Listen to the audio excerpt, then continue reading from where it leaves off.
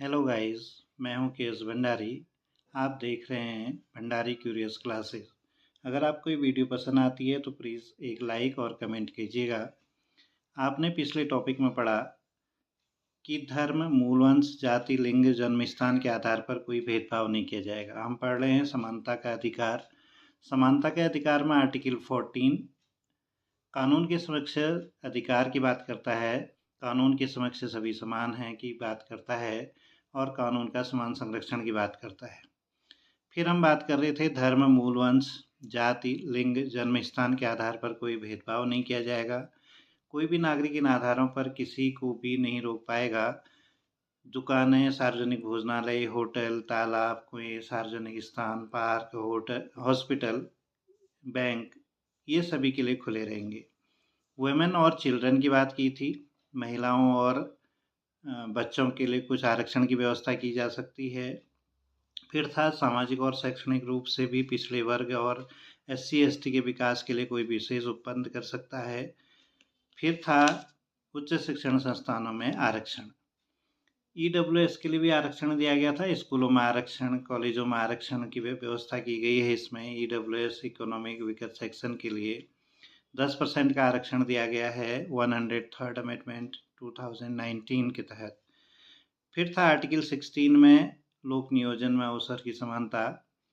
Equal opportunity in public employment था, यानी कि राज्याधीन सेवाओं में राज्य की जितनी भी नौकरियां हैं, सरकार की नौकरियां हैं, तो इनमें आरक्षण की व्यवस्था की गई है।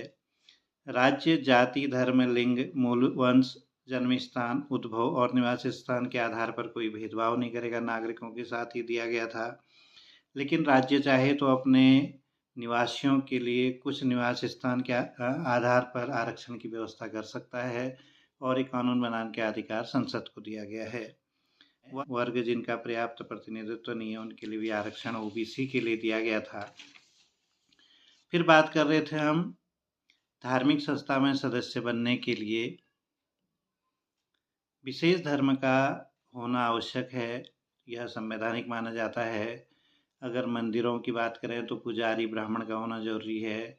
मस्जिद में बात करें तो मुस्लिम मौलवी का होना जरूरी है। और चर्च में बात करें तो वहाँ पर ईसाई धर्म का होना जरूरी है। गुरुद्वारे में बात करें तो सिख धर्म का ही होना जरूरी है। रिजर्वेशन इन रिलीजियस इंस्टीट्यूशन की बात की गई है। 16(6) में EWS के लिए पब्लिक एम्प्लॉयमेंट में आरक्षण की व्यवस्था की गई है। राज्याधीन सेवाओं में EWS इकोनॉमिक वीकर सेक्शन के लिए 10% का आरक्षण रखा गया है 2019 से। आज हम बात कर रहे हैं आर्टिकल 17 अस्पृश्यता और छुआछूत का अंत।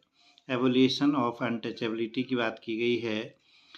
अस्पृश्यता वो होती है जो जातिवादी भेदभाव की बात करता है, तो संविधान अस्पृश्यता का उन्मूलन करता है, इसको नकारता है और इसके किसी भी रूप में इस्तेमाल में से निषेध करता है।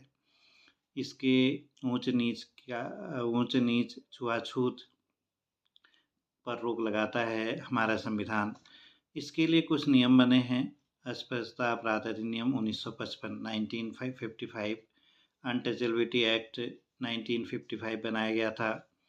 इसका संशोधन किया गया सिविल अधिकार संरक्षण अधिनियम के तहत 1976 में बना। 1976 में सिविल राइट्स प्रोटेक्शन एक्ट 1976 कहलाता है।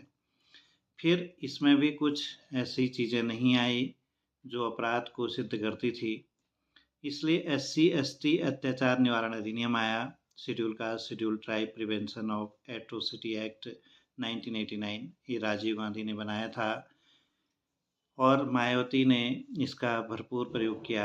SC/ST अत्याचार निवारण अधिनियम, यह अधिनियम निम्न को अपराध मानता है।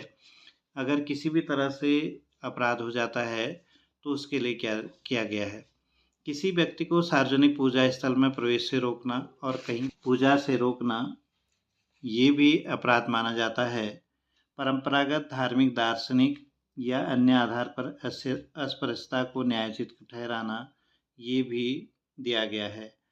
किसी दुकान, होटल या सार्वजनिक मनोरंजन स्थान में प्रवेश से इनकार करना, अगर जाति के आधार पर किसी को भी रोक दिया जाता है दुकान, होटल या सार्वजनिक मनोरंजन स्थान पर, तो वो भी छुआछूत माना जाएगा।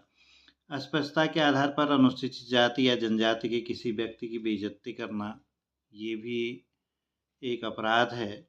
अस्पतालों, शैक्षणिक संस्थानों या हॉस्टल में सार्वजनिक हित में प्रवेश से रोकना। अगर अस्पतालों में रोक दिया जाता है कि या छोटी जाति का है, तो ये भी अपराध माना जाएगा। प्रत्यक्ष या अप्रत्यक्ष रूप से अस्पृश्यता को मानना, प्रत्यक्ष रूप से या अप्रत्यक्ष रूप से इस चीज छुआछूत को मानना भी एक प्रकार का अपराध होगा।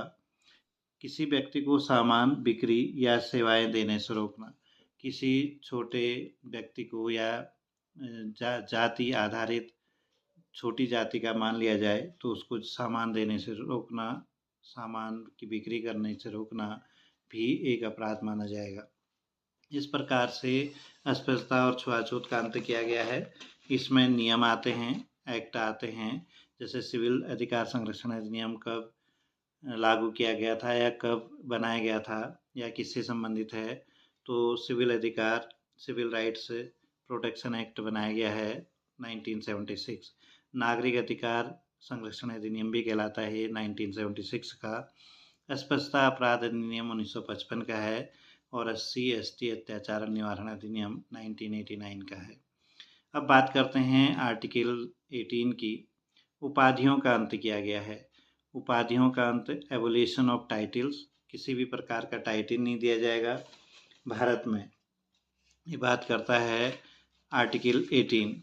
राय बहादुर की उपाधि दी जाती थी, राय साहब की उपाधि दी जाती थी, केसर-ए-हिंद की उपाधि दी जाती थी, नाइटहुड की उपाधि, सर की उपाधि।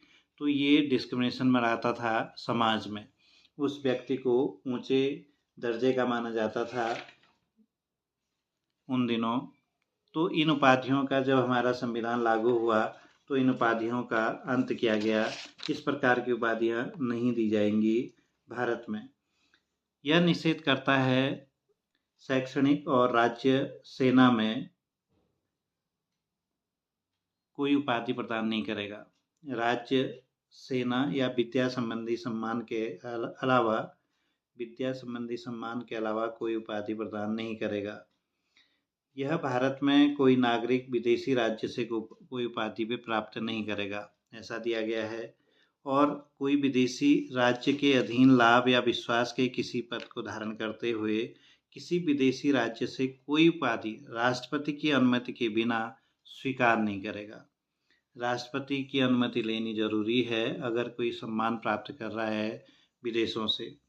राज्य के अधीन लाभ या विश्वास का पद धारण करने वाला, राज्य के अधीन लाभ या विश्वास का पद धारण करने वाला कोई व्यक्ति किसी विदेशी राज्य से या उसके अधीन किसी भी रूप में कोई भेंट, उपलब्धि या पद राष्ट्रपति की सहमति के बिना स्वीकार नहीं करेगा। यानी कि जो भी व्यक्ति होगा भारत के अधीन अगर वो नौकरी करता है, भारत के अधीन वो लाभ का पद लेता है, भारत के अधीन वो विश्वास का पद धारण करता है, तो किसी भी विदेशी राज्य से वो कोई भी भेंट या कोई भी पुरस्कार बिना राष्ट्रपति की अनुमति के नहीं लेगा। राष्ट्रपति को बताना जरूरी है। राष्ट्रपति जब सहमति देंगे उस लाभ को प्राप्त करने की या उस भेंट को प्राप्त करने की, पुरस्कार को प्राप्त करने की, तभी हम स्वीकार कर सकते हैं वो पद या वो भेंट। कोई विदेशी भी अगर भारत में नौकरी कर रहा है, भारत में किसी भी प्रकार का लाभ का पद धारण करता है, तो किसी भी विदेशी राज्य से वो बिना राष्ट्रपति की अनुमति के पद, भेंट, पुरस्कार प्राप्त नहीं कर सकता। ये केवल सेना और विद्या शिक्षा से संबंधित उपाधियां ही दी जा सकती हैं। जैसे सेना में लेफ्टिनेंट होते हैं, कर्नल होते हैं, मेजर होते हैं, कैप्टन होते हैं, ये योग्यता के आधार पर दिए जाते हैं। ये केवल योग्यता के आधार पर ही दिए जाते हैं, राज्य सरकार की अनुकंपा पर नहीं दिए जाते। अगर बात करें हम शिक्षा संबंधी, तो इसमें BEd होता है, LT होता है, लेक्चरर होता है, प्रधानाचार्य होते हैं, असिस्टेंट प्रोफेसर होते हैं, प्रोफेसर होते हैं। इनको भी योग्यता के आधार पर दिया जाता है। लेक्चरर का एग्ज़ाम निकाल के LT उससे कम, BTC या DLED उससे कम। तो इसमें Balaji Raghavan versus union of India का केस आया था भारत रत्न, पद्म पुरस्कार, पद्म भूषण, पद्म विभूषण और पद्मश्री अवार्ड दिए जाते हैं। जब सुप्रीम कोर्ट ने सरकार से पूछा कि ये भारत रत्न और पद्म पुरस्कार क्यों दिए जाते हैं, पद्म अवार्ड क्या है, तो सरकार ने कहा कि ये किसी प्रकार की उपाधि नहीं है, ये अलंकरण है, सम्मान है, ये पुरस्कार हैं केवल।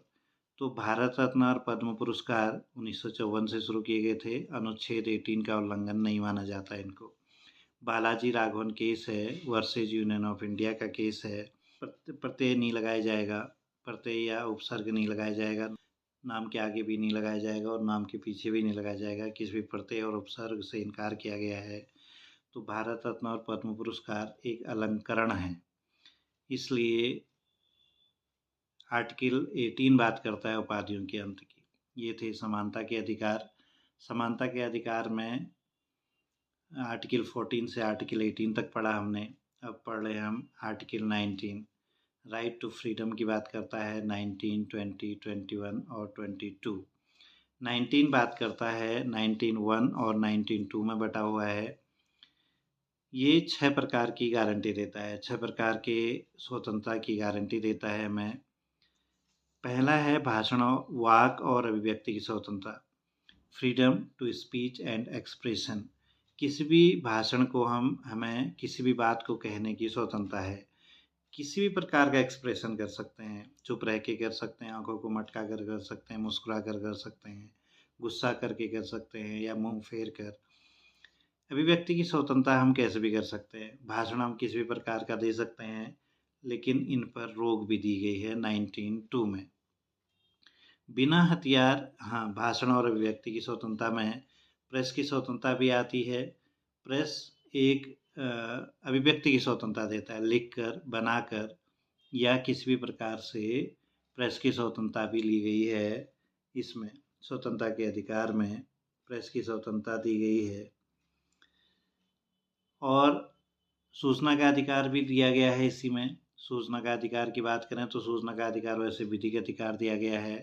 12 अक्टूबर 2005 को लागू हुआ था हमारा सूचना का अधिकार, लेकिन सुप्रीम कोर्ट ने इसे 19(1)(a) का भाग माना है कि सूचना के अधिकार, आदमी किसी चीज़ को अगर जानना चाहता है तो किस तरह से जानेगा। जब उसके बारे में सूचना प्राप्त होगी, उससे सूचना मिलेगी उसे, तभी तो वो जान पाएगा। इसीलिए इसको भी मौलिक अधिकार के रूप में माना गया है। बिना हथियार शांतिपूर्ण ढंग से जुलूस निकालने की स्वतंत्रता, freedom of assemble without weapons, यानी कि किसी भी सभा को करने की या जुलूस निकालने की स्वतंत्रता है हमें। असेंबल होने की स्वतंत्रता है, सभा करने की स्वतंत्रता है हमें बिना हथियार, लाठी डंडे चाकू या बंदूक लेके हम सभा नहीं कर सकते। किसी भी प्रकार की सभा कर सकते हैं बिना हथियार के। इसमें सिखों को छूट दी गई है। सिखों को कटार लेकर सभा करने की स्वतंत्रता दी गई है, वो राइट टू रिलीजियस फ्रीडम के अंतर्गत आता है। तो बिना हथियार हम शांतिपूर्ण ढंग से जुलूस निकाल सकते हैं, लेकिन इसमें तालाबंदी की अनुमति नहीं है, चक्का जाम की अनुमति नहीं है। हम किसी दूसरे को संकट में डाल के या उनका मार्ग रोक करके कोई विरोध नहीं जता सकते। शांतिपूर्ण ढंग से जुलूस निकाल सकते हैं। संघ और संगठन बनाने की स्वतंत्रता, फ्रीडम ऑफ एसोसिएशन बनाने की स्वतंत्रता दी गई है। इसको प्रजातंत्र का आधार कहा जाता है। संघ का मतलब जैसे छात्र संघ बन गया, बैंक एसोसिएशन बन गया, कर्मचारी एसोसिएशन बन गई, कर्मचारी संघ, तो वो उनके अधिकारों के लिए लड़ती है। तो इस प्रकार से छात्र संघ भी इसके अंतर्गत आता है। कोई संगठन बन गया, भाजपा बन गई, कांग्रेस बन गई, लोगों का हुजूम, लोगों का मिलना संगठन कहलाता है। एक तो आरएसएस, बीजेपी इसी प्रकार का है। तो इसी से प्रजातंत्र का आधार कहते हैं इसको। यहीं से सरकारें बनती हैं। जैसे बीजेपी से सरकार बनी तो ये केंद्र सरकार बन गई या राज्य सरकार बन गई, तो ये प्रजातंत्र का आधार बनता है संगठन या संघ। भारत में कहीं भी स्वतंत्र रूप से भ्रमण करने की स्वतंत्रता, भारत क्षेत्र के अंदर कहीं भी स्वतंत्र रूप से घूमने की अनुमति देता है हमें ये अनुच्छेद। भारत में कहीं भी, लेकिन कुछ ऐसे स्थान हैं जहाँ पर रोक है, उनकी बात करेंगे हम 1902 में। भारत के किसी भी भाग में रहने और जीविकोपार्जन की स्वतंत्रता। भारत के कहीं भी, भारत के किसी भी राज्य में रहने की स्वतंत्रता है हमें। जैसे उत्तराखंड के लोग बम्बई जाते हैं, महाराष्ट्र में जाते हैं, वहाँ हम निवास करते हैं, या जम्मू कश्मीर जाते हैं वहाँ निवास करते हैं, दिल्ली जाते हैं वहाँ निवास करते हैं। इस प्रकार से बिहार के लोग उत्तराखंड आते हैं, बिहार के लोग महाराष्ट्र जाते हैं, बिहार के लोग दिल्ली जाते हैं, तो उनको निवास करने की अनुमति भी है, कहीं भी रहने की। फ्रीडम ऑफ रेसिडेंस की बात की गई है। संपत्ति का अधिकार हटा दिया गया है 44वें संविधान संशोधन 1978 से। 44th अमेंडमेंट 1978 से हटा दिया गया है, 300A में रखा गया है। अब ये लीगल राइट है, विधिक अधिकार, मौलिक अधिकार से हटा दिया गया है। किसी भी कार्य, व्यापार, व्यवसाय, नौकरी की स्वतंत्रता दी गई है 19G में। Freedom of profession, occupation, trade और बिजनेस एंड सर्विस की बात की गई है। इसमें किसी भी कार्य, व्यापार, व्यवसाय, नौकरी की स्वतंत्रता दी गई है हमें। तो इसमें आता है हमारा प्रोफेशन, ऑक्यूपेशन, ट्रेड, बिजनेस और सर्विस। तो किसी भी प्रकार के बिजनेस को हम कर सकते हैं। फुटपाथ पर व्यापार करना भी मौलिक अधिकार ही है हमारा। इसके अलावा बात करें तो ऐसे व्यवसाय करने की अनुमति नहीं है जो लीगल नहीं हो।